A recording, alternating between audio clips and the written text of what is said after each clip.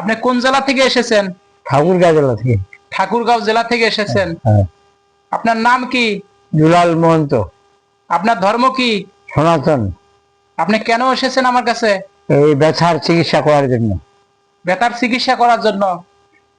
কার চিকিৎসার জন্য? এই যে আমার ভাই, এই যে আমার ভাই, সে ভাই। আমি ভালো হয়েছি।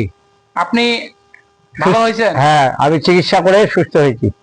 আপনি চিকিৎসা করে সুস্থ হয়েছেন? সুস্থ হয়েছি। এই জন্য আপনি আরেকজন নিয়ে আসছেন? আরেকজনকে নিয়ে আসছি।